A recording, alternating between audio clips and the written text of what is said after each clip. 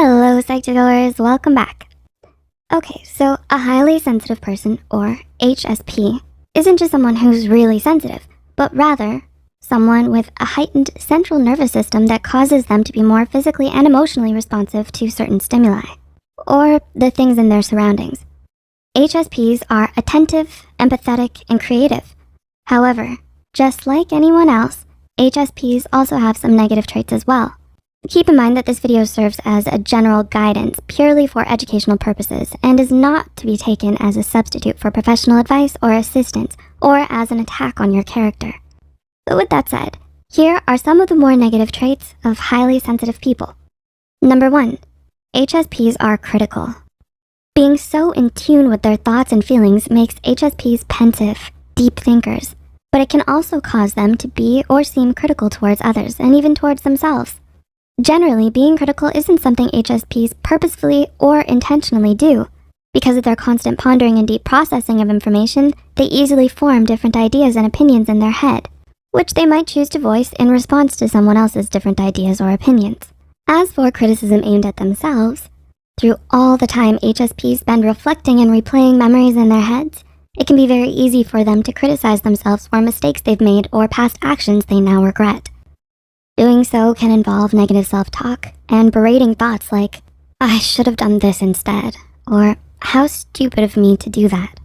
Number 2, HSPs can be moody. One of the most noticeable qualities that HSPs have is their ability to feel emotions on a deeper level than most.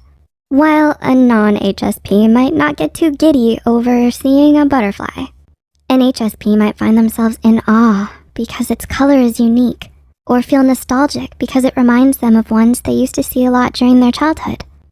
However, on the flip side, just as HSPs can feel positive emotions more easily and deeply, the same applies to negative emotions like sadness, irritability, or guilt, which they can fall victim to within seconds, despite how they were feeling moments before. Not to confuse or characterize them as being bipolar, but because of their more sensitive, large-scaled emotions, HSPs don't have the same emotional regulation as most people.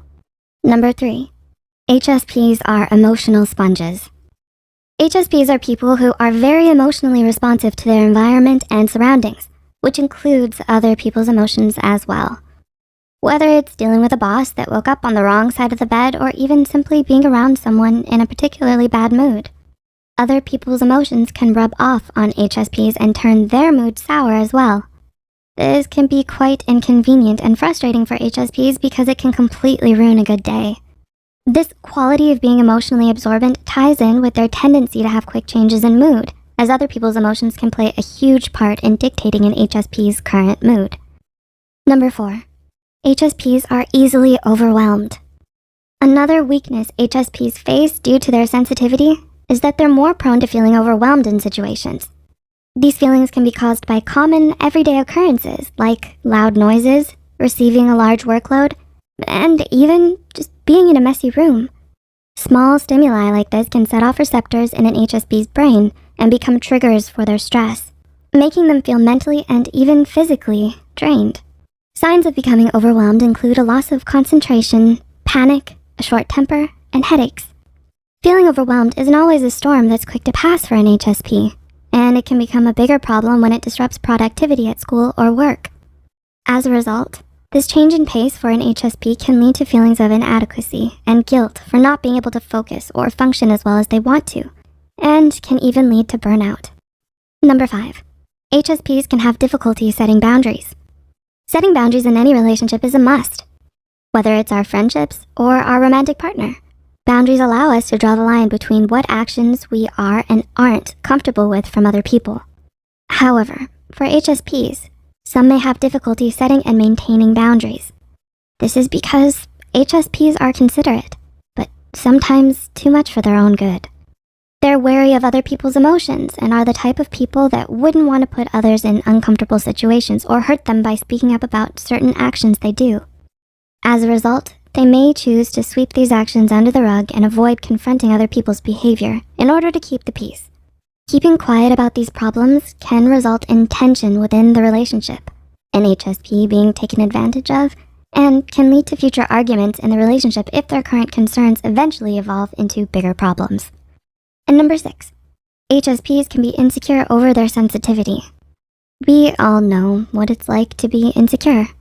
Insecurity is a common human experience that HSPs can also fall victim to, particularly over how they are as a person and over their quality of being more sensitive.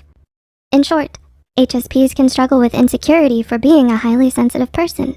This might be because they've experienced humiliation or being questioned for why they are the way they are, especially if they showed signs of sensitivity when they were younger. As a result, it's common for HSPs to be negatively labeled as emotional, quiet, or introverted. Being questioned or criticized for their sensitivity can make it seem like a flaw in character, and this can manifest into an HSP's insecurity or feeling like they don't belong, which can impact their self-esteem and follow them as they grow older. So, did this give you some insight into the negative traits of an HSP? Just as with all people, everyone has their strengths and weaknesses that make up who we are. For HSPs, their sensitivity and attentiveness can be viewed as almost a sixth sense, but can cause some downsides. Did you find this video valuable? Tell us in the comments below. Please like and share it with friends that might find value in this video too. Make sure to subscribe to Psych2Go and hit the notification bell for more content.